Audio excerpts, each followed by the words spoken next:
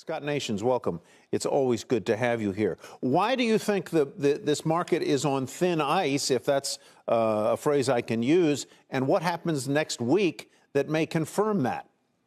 Tyler, I think the rally, much of the rally from the bottom, while impressive, was really phony. And it came because rates finally decided to ease a little bit. And why did rates ease?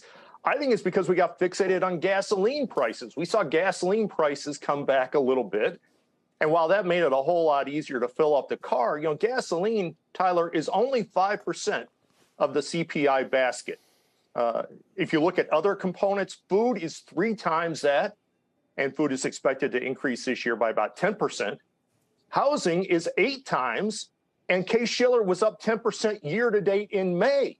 And then look at what the Fed is likely to do, what Chairman Powell is likely to say in Jackson Hole, and what they're likely to do the rest of the year. We expect another 125 basis point increase in the Fed funds rate by the end of December. And so even though the 10-year yield is still at 3%, I mean, good luck hanging on to that level if we add another 125 basis points to the Fed funds rate. And that's all really, really, really tough for stocks.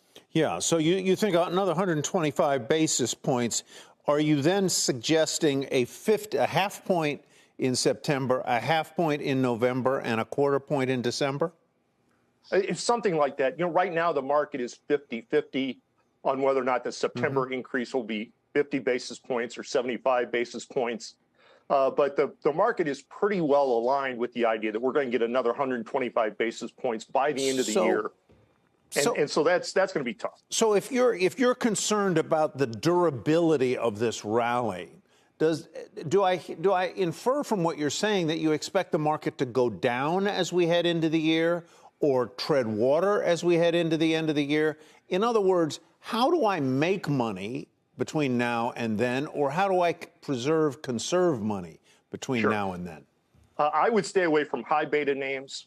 I would focus on names like staples. If you look at, for example, the XLP, the consumer staples ETF, the 10 biggest names are all companies that either make the stuff that you have to have, or they sell the stuff that you have to have, like Procter & Gamble and Colgate-Palmolive, Coke, Pepsi, or cigarette makers. And so low beta names, defensive names are where I would focus. But, Tyler, you're kind enough to mention my book. Investors have to look at their own biases, because in situations like this is really when we can fall prey to them. Investors overreacted to gasoline prices falling. They started hurting when it came to all the meme stocks, particularly Bed Bath & Beyond in the news this week. And so there are a bunch of these biases that I talk about in the book. I actually talk about 15. And Tyler, unfortunately, every single one of them hurts investor returns. Not a single one makes you a better investor.